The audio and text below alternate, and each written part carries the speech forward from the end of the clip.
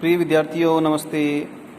हम कक्षा सप्तमी सुभाषितानि पाठ जो प्रथम पाठ है इस पुस्तक का रुचिरा भाग द्वितीय का इसका हम पढ़ेंगे। इसमें आप देख रहे हैं सुभाषितानि शब्द का सबसे पहले अर्थ समझाया हुआ है। सुभाषित शब्द सु धन भाषित इन दो शब्दों के मेल से संपन्न होता है। सु का अर्थ सुंदर मधुर तथा भाषित का अर्थ वचन है। इस तरह सुभाषित का अर्थ सुंदर या मधुर वचन हो गया है। प्रस्तुत पाठ में सुक्ति मंजरी, नीति शतकम, मनुस्मृति, शिशुपाल वधम, पंचतंत्रम से रोचक और विचारपरक श्लोकों को संग्रहित किया गया है, जो इस प्रकार से है। आप इनका अर्थ ग्रहण कीजिए, समझिए, सुनिए और सीखिए और जीवन में भी अर्थ ग्रहण करने की कोशिश कीजिए। सबसे पहला श्लोक है गुणा गुणज्ञेषु गुणाः भवन्ति ते निर्गुणं प्राप्य भवन्ति दोषाः शुष्वादु तोयाः प्रभवन्ति नद्यः समुद्रम आसाद्य भवन्ति अपेयाः। तो सबसे प्रथम पंक्ति जो इसमें लिखी हुई है उसका अर्थ है गुणा यानी गुण, क्वालिटीज जो होती है, स्पेसिफिकेशंस जो होते हैं किसी व्यक्ति के अंदर। गुणज्ञेषु गुणा भवन्ति, गुणज्ञेषु यानी गुणवान व्यक्तियों में, गुणा भवन्ति गुण होते हैं, अर्थात गुण गुणवान व्यक्ति के पास जाकर ही गुण रहते हैं। ते निर्गुणम प्राप्य भवन्ति दोषा, दोषा मतलब होता है अवगुण। ते यानी वे कौन, यहाँ गुणों की बात हो रही है। ते शब्द गुणों के लिए आया हुआ है। निर्गुणम प्राप्य, निर्गुण व्यक्ति के पास जाकर, अर्थात जो गुणी व्यक्ति नहीं है उसके पास जाकर वो क्या बन जाते हैं, प्राप्य यानी प्राप्त करके, भवंती हो जाते हैं, दोषा यानी दोष, अर्थात वही गुण यदि किसी अगुणी व्यक्ति के पास या निर्गुणी व्यक्ति के पास चले जाते हैं तो वे दोष बन जाते हैं। सुस्वादु तोयाः प्रभवन्ति नद्यः, सुस्वादु तोय, तोय कहते हैं पानी को, तोया यानी पानी वाले, सुस्वादु मीठे, प्रभवन्ति बहती है, नद्यः नदियाँ, मीठे पानी से जो नदियाँ बहती है। समुद्रम आसाद्य, वो समुद्र के अंदर घिरकर, आसाद्य शब्द का मतलब है उसमें घिरकर। भवन्ति अपेयाः, वो भवन्ति यानी हो जाती है, अपेयाः का मतलब होता है जो न पीने योग्य हो, अर्थात खारी हो जाती है। क्योंकि समुद्र का पानी खारा होता है, नदियों का पानी मीठा होता है, लेकिन जब वो समुद्र में घिरती है तो क्योंकि समुद्र को यहाँ पर दोषी व्यक्ति की संज्ञा दी गई है, तो वो नदियों का पानी जो कि गुणी की संज्ञा के रूप में दिया गया है, बताया गया है, वो भी पानी जब समुद्र के पानी मिल जाता है तो वो खारा हो जाता है, अर्थात उसके जो गुण थे वो दोष में कन्वर्ट हो गए, दोष में बदल गए। श्लोक नंबर 2 देखिए आप। साहित्य संगीत कला विहीन, साहित्य संगीत और कला से विहीन जो व्यक्ति होते हैं, साहित्य का मतलब होता है लिटरेचर, संगीत, म्यूजिक, कला, आर्ट, इनसे विहीन जो व्यक्ति होता है, साहित्य संगीत कला विहीन, अर्थात साहित्य संगीत और कला से विहीन जो व्यक्ति होता है, साक्षात पशु, वो साक्षात पशु के समान है, पुच्छ विषाणहीन, और वो बिना पूछ और सींग के पशु के समान है, अर्थात ऐसा पशु है जिसके पूछ और सींग नहीं है। तृणम न खादन अपि जीवमान, तृणम मतलब होता है घास, तिनका, वो तिनका, न खादन अपि खाते हुए भी, जीवमान जीवित है, अर्थात वो तिनका न खाते हुए भी जीवित के समान है। तद भागधेयम परमम पशु नाम, तद भागधेयम परमम पशु नाम, अर्थात ये पशुओं का परम सौभाग्य है। भागधेयम का मतलब होता है भाग्य, सौभाग्य। तद यानी वह उन पशुओं का परम सौभाग्य है। अगला है उसके पश्चात देखिए,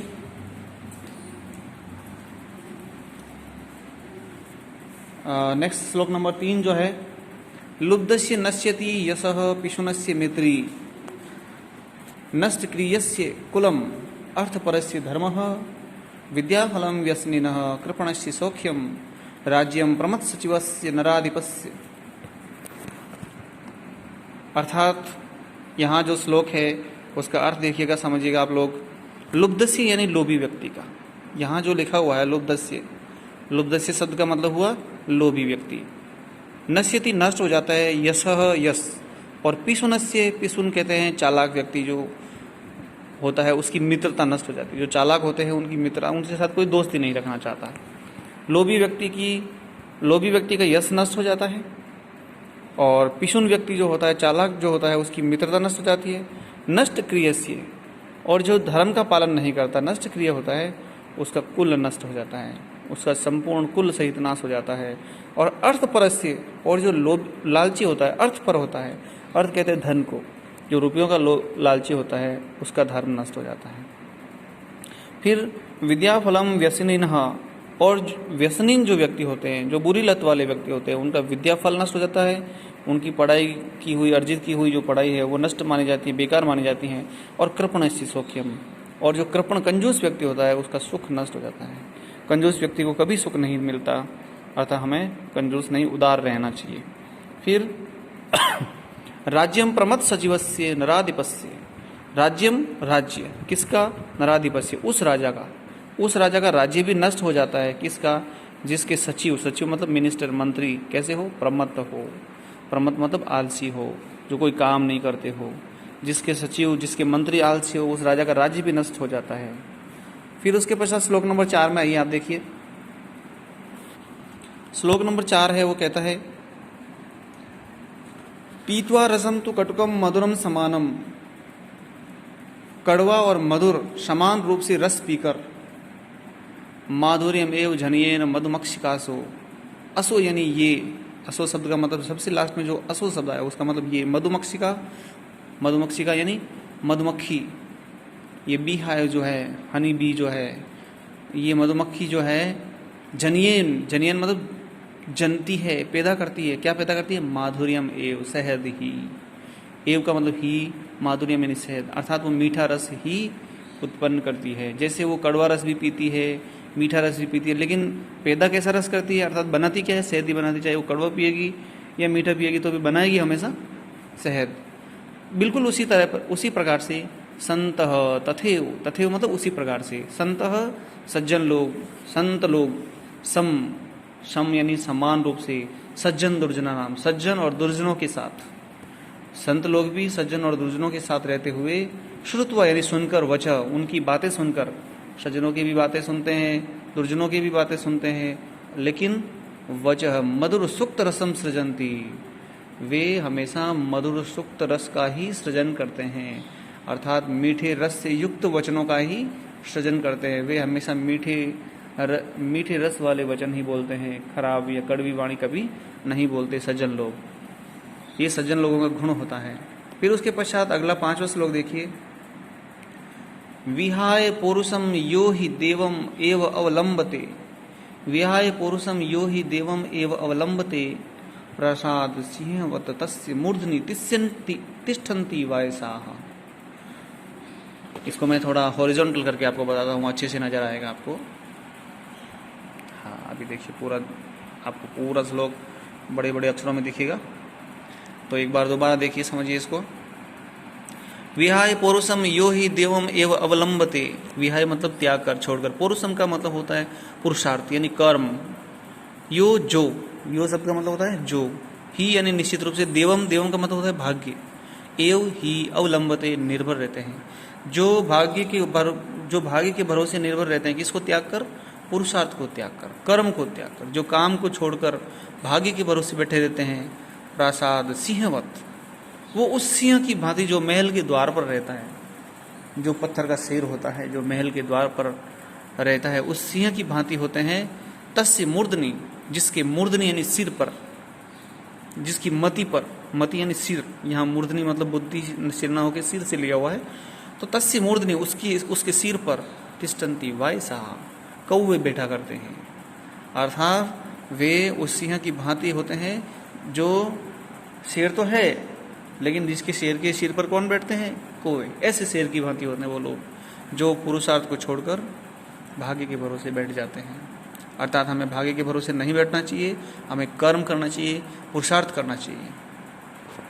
इसके पश्चात अगला श्लोक देखिए आप, पुष्प फल छाया मूल वल्कल दारुबीह, धन्याः महिरूहा ये साम विमुखम यान्ति। पुष्प यानी फूल, पत्र यानी पत्ते, फल फल, छाया, छाया आप जानते हैं शेडो, छाया, मूलम, मूल कहते हैं जड़ों को, और वल्कल कहते हैं छाल को, दारुबी यानी वृक्षों की। वृक्ष क्या करते हैं देखिए, फूल, पत्ते, फल, छाया और मूल यानी जड़ और अपनी छाल, ये सब क्या करते हैं, दूसरों को दे देते हैं। फिर धन्या महिरूहा, धन्य यानी धन्य है, महिरूहा वो वृक्ष, मयूरासद उन वृक्षों के लिए है। ये शाम विमुखम यान्ति, जिनसे ये शाम विमुखम, जिनसे विमुखम यान्ति नार्थिना, न यानी नहीं, अर्थिन यानी मांगने वाला, यान्ति यानी जाता है या होता है। जिनसे मांगने वाला कभी निराश नहीं होता, विमुख नहीं होता, अर्थात कुछ न कुछ वो दे के ही बेचते हैं मांगने वाले को। धन्य है ऐसे वृक्ष, अर्थात वो अपना सर्वस्व देने वाले हैं, परोपकारी है, सबसे बड़े परोपकारी वृक्ष कहे जाते हैं। फिर उसके पास देखिए, चिंतनिया ही विपदाम आदाव एव प्रतिक्रिया न कूप खन्नम युक्तम प्रदीप्ति वन ही ना गृह।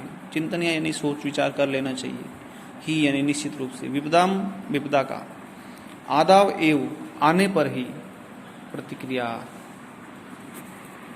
आदाव एव प्रतिक्रिया, चिंतनिया मतलब सोच विचार करना चाहिए, ही निश्चित रूप से, विपदा यानी विपदा के बारे में, आदाव आने पर ही, प्रतिक्रिया और उसकी प्रतिक्रिया, न नहीं, कूप खन्नम कुआ खोदना, युक्तम ठीक है, प्रदीप्ति लग जाने पर, जल जाने पर, वनी ना अग्नि के गृह घर में, जैसे घर में आग लग जाने के बाद में कुआं खोदना उचित नहीं है, बिल्कुल उसी प्रकार से किसी विपत्ति के आने के पश्चात प्रतिक्रिया करना चिंतनीय है। अर्थात हमें विपत्ति के आदो का मतलब, आदाव एवं मतलब आदोधन एवं, अर्थात उसके स्टार्टिंग में ही उसकी प्रतिक्रिया के बारे में चिंतनीय यानी सोच लेना चाहिए। अर्थात कोई विपदा यानी तकलीफ या दुख, कोई डिफिकल्टी आती है तो हमें उसके आते ही, उसकी शुरुआत में ही हमें उसका सॉल्यूशन ढूंढ लेना चाहिए। अन्यथा क्या होता है, हम उस अग्नि की भांति, हम अग्नि के जल जाने के पश्चात कुआं खोदना हमारे लिए ठीक नहीं है। तो धन्यवाद, शुभ दिन, हैव ए नाइस डे। ये वीडियो मैं आपको भेज रहा हूँ, आप अच्छे से सुनिए, समझिए। Thank you.